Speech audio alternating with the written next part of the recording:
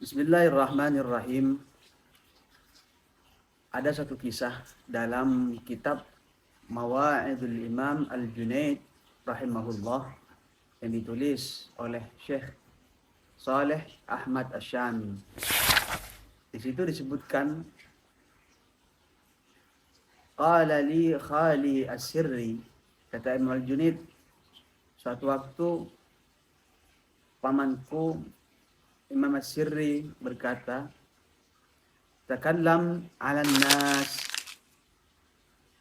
sampaikan, bicaralah kepada manusia. Wa kana fi qalbi husmatan minat takallumi. Kata Imam Junaid, ketika aku diperintah seperti itu, waktu itu hatiku merasa malu, merasa tidak pantas menyampaikan ilmu agama kepada manusia. Fa inni kuntu attahimu nafsi fi istihqaqi dzalika. Maka aku semakin sadar bahwasanya diriku, kata Imam Al-Junaid, tidak punya hak untuk menyampaikan perihal ilmu agama, ngomong perihal agama kepada khalayak ramai, kepada masyarakat, kepada manusia. Sehingga apa yang terjadi? Di situ disebutkan, dilanjutkan, fara'aitu fil manam Rasulullahi lailata jum'atin. Kemudian aku bermimpi Rasulullah sallallahu alaihi wasallam di malam Jumatnya. Apa kata Rasulullah? Faqala li takallam 'alan nas.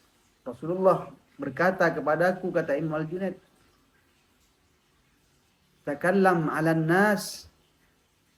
Junaid, ngomong, sampaikan perihal agama kepada manusia. Fantabahtu. Kemudian aku terjaga.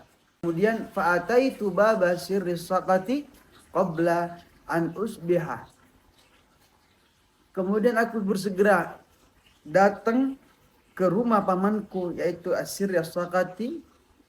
Apa yang dikatakan oleh beliau?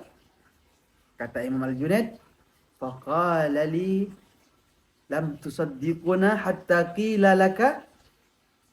Wahai Junaid, apakah kamu enggak percaya? Apakah kamu masih meragukan apa yang aku sampaikan kemarin? Sehingga sampai Rasulullah Shallallahu Alaihi Wasallam menyatakan hal tersebut. Nah, di sini ada dua pelajaran yang bagus untuk kita. Yang pertama apa? Dalam menyampaikan ilmu agama, haruslah seseorang itu menunggu perintah. Rasulullah Shallallahu Alaihi Wasallam tidaklah menyampaikan risalah kenabian kecuali dia diperintah oleh Allah melalui malaikat Jibril. Tidaklah beliau berdakwah secara terang-terangan sebelum dia diinstruksi oleh Allah Subhanahu wa taala melalui malaikat Jibril untuk berdakwah secara terang-terangan. Yang kedua, apa yang bisa dipelajari?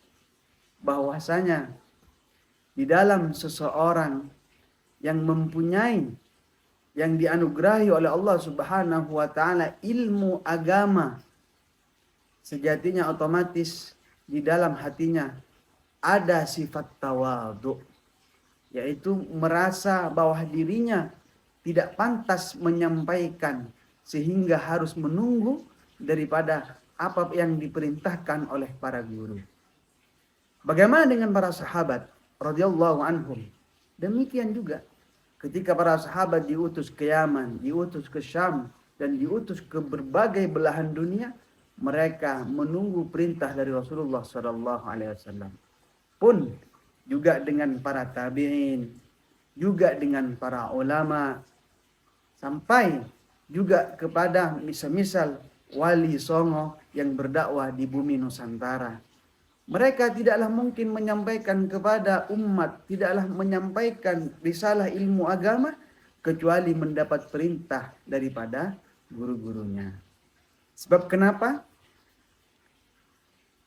Kalaulah seorang yang menyampaikan perihal risalah agama tanpa adanya perintah dari seorang guru, maka niscaya apa yang disampaikan akan banyak melenceng dari apa yang disampaikan oleh gurunya. Apa dampaknya? Dampaknya seperti fenomena yang terjadi di zaman kita saat ini. Berapa banyak orang yang menyampaikan ingin ngomong perihal agama padahal tidak mengerti tentang agama. Nah, di sini bukan semata-mata karena tradisi pesantren belaka, akan tetapi semua ilmu agama yang sanadnya bersambung kepada Rasulullah sallallahu alaihi wasallam, maka pastilah menunggu perintah daripada guru-gurunya. Alasan selanjutnya apa? Karena juga di dalam pondok-pondok pesantren bukan cuma sekedar diajarkan menghafal Al-Quran, bukan sekedar disuruh menghafal fikih, menghafal nahu dan ilmu-ilmu yang lainnya. Akan tetapi dalam tradisi pondok-pondok pesantren dari zaman dulu, yaitu juga diajari yang namanya ilmu hati.